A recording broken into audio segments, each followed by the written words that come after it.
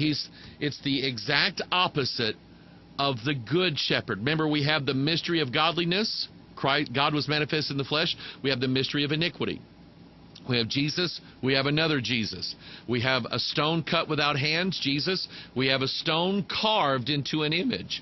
Now we have the good shepherd, and we have the bad one, the idle shepherd. Woe to the idle shepherd that leaveth the flock. The sword, notice this, the sword shall be upon his arm. Think about that. God said to Eli and to his house, he said, I will cut off thine arm. And here to the idle shepherd, he said, the sword shall be upon his arm and upon his right eye. And upon his right eye, and his arm shall be clean dried up, and his right eye shall be utterly darkened. And many of you have noticed, all over the internet, you have these rock stars that are covering their eye for some reason, or they're doing one of these deals here. And I guarantee you the people that hate me are going to get a screen capture of this, and they're going to say, see, Mike Hoggard's in the Illuminati. Okay? This is what they're doing. They're highlighting this single eye thing. If you look on the back of the $1 bill, that's what you're dealing with. You're dealing with the eye of Horus. Manly Hall talks about the Cyclops. The mythology of the Cyclops was a titan that only had one eye. If you look on the back of a dollar bill, and I don't have one. Wait a minute. Do I? Wait a minute. Hang on. I think I do. Aha! Look at here. We got a dollar bill. Oh, and if you fold it exactly like this, you know what you have? You know what you see there?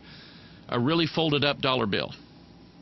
Anyway, Manly Hall. Here is the all-seeing eye here. Okay, everybody take a good look. That's the eye of Horus.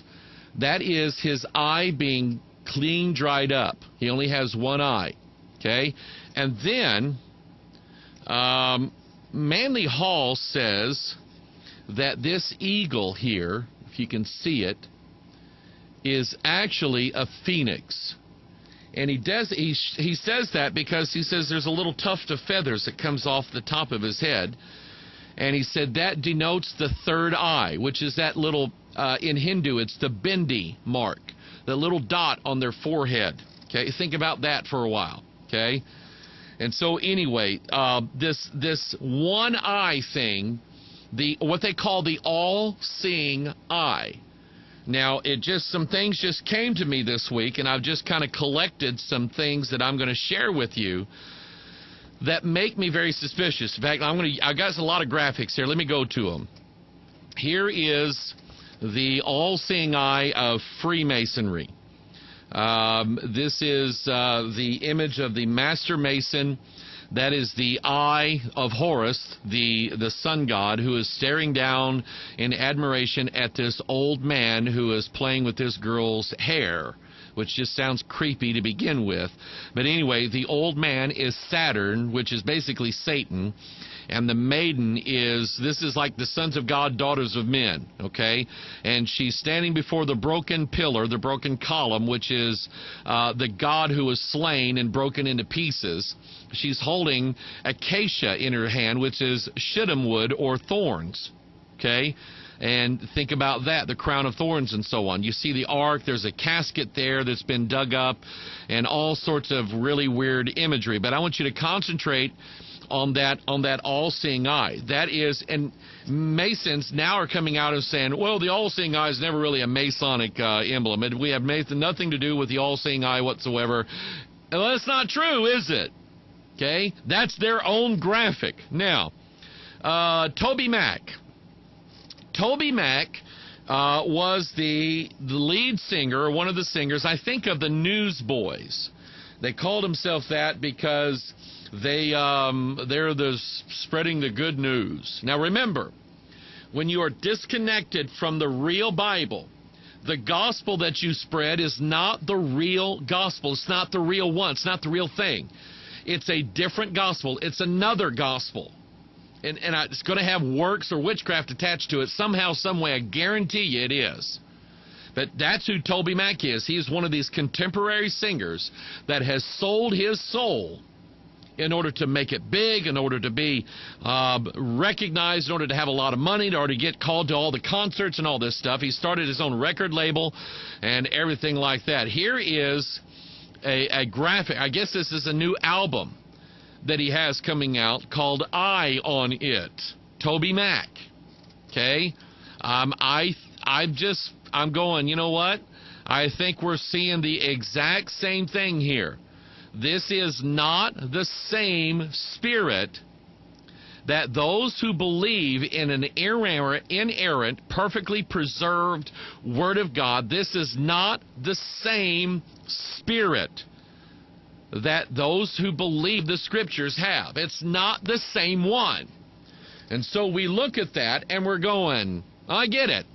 Okay, I get it. Then, let me show you this. This is going to be an eye-opener to you. Okay? And somebody else who hates me is going to go see he did a little thing there. Okay? Because he's in the Illuminati. Mike Hoggard's in the Illuminati. That's what they're going to say. Okay? I can't help them, but that's what they're going to say. Anyway, here is a graphic. Okay? This graphic was conceived by none other than Ellen White, E.G. White. It is called The Way of Life, and it depicts Christ in the Last Supper, and there's the 10 Commandments, because Ellen White said you have to keep the commandments in order to be saved. If you don't keep the commandments, you can't go to heaven. So all you people who are not keeping the commandments, you're not going to heaven. That's what Ellen White said. Let me just let's talk for a little bit, okay? Admittedly, up until about a few months ago, I just really didn't spend a lot of time dealing in my study and research on Ellen White. I remember probably 20 years ago, I ended up with a book, and it looked like it was on prophecy, and it was written by somebody by the name of E.G. White. And I'm going, ooh, this will be pretty good. It's a prophecy book. And I started reading it. I couldn't really get into it. I think I still have it somewhere. Then I found out that E.G. was Ellen. And I'm going, who's Ellen White? Why did she have to hide her name? Well, anyway, in the last few months, I'm kind of seeing some things, kind of seeing the light on some issues here. As most of you know, I'm kind of doing some research on the Hebrew roots and sacred name and seventh day. And again, I'm going to say it, the seventh day is still the seventh day. I didn't change it. God didn't change it. Nobody else changed it. It's still the seventh day. And if you want to keep the Sabbath on the seventh day, I would say get plenty of rest, because that's what the law said. But see, here's Ellen's problem. And all the Seventh-day Adventist people, they go after you on the Bible. They say, do you keep the fourth commandment? Do you keep Exodus chapter 20? Do you keep the fourth commandment? And they want to go after you scripturally. The problem is, Ellen White, when she came up with all of her ideas, she didn't get them from Scripture. Ellen White had dreams and visions. And God told her things that He didn't like about what He saw going on in the church.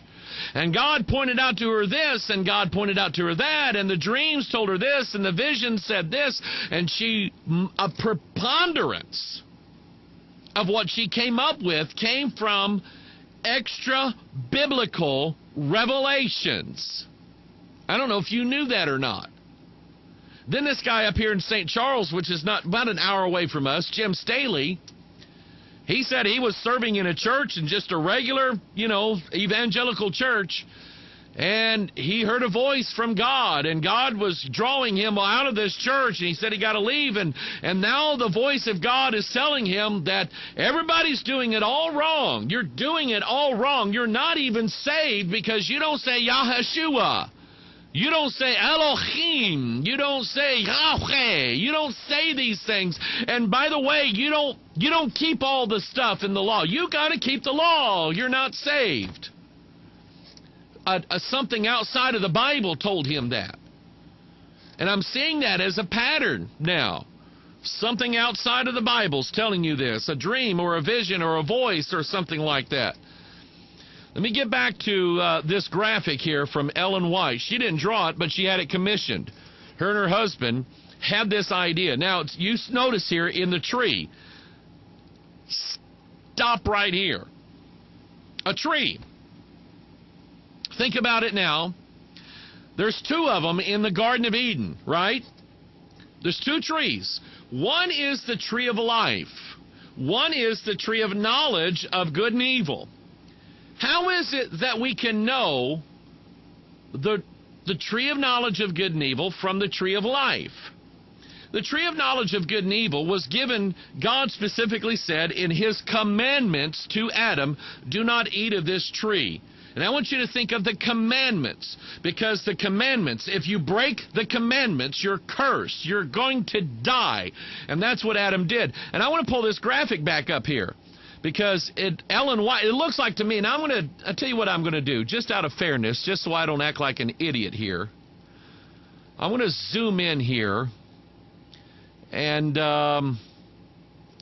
yeah, it looks like I'm zooming into this graphic.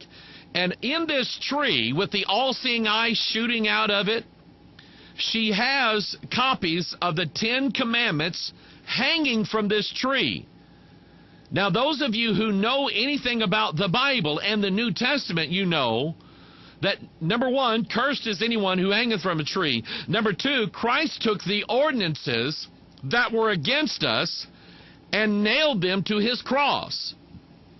And so this tree that she has represented, with the all-seeing eye shooting out of the middle of it, I don't think that's the tree of life. I think that's the tree of knowledge of good and evil.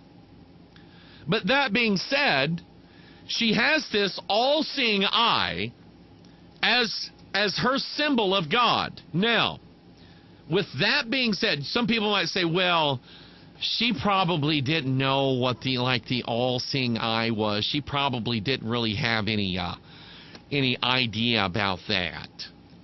Really? Let me read to you some things that Ellen White said. This is what Ellen White said. I'm going to try to get it to the top of the. There's like 45 quotes about the all-seeing eye. Now, let me quote a Masonic source on the all-seeing eye. This is Charles Vail, who writes, the eye is the symbol of the higher clairvoyance, and the Master Mason always possessed this sight. Remember that symbol of the Master Mason we put up. It was always placed in all Egyptian temples and represents the ancient, never-sleeping eye of God. Masonic author J.D. Buck writes, quote, about the all-seeing eye, that a real master has the eye of Shiva, active, which is the Bindi. Active in him. The vibrations of his brain correspond to the synthesis of light and sound. One former witch and another Freemason comments, quote, to open the eye a little bit is to experience psychic powers. To open the eye completely is to flood yourself with the pure consciousness of Lucifer himself. Here's what Ellen White said about the all-seeing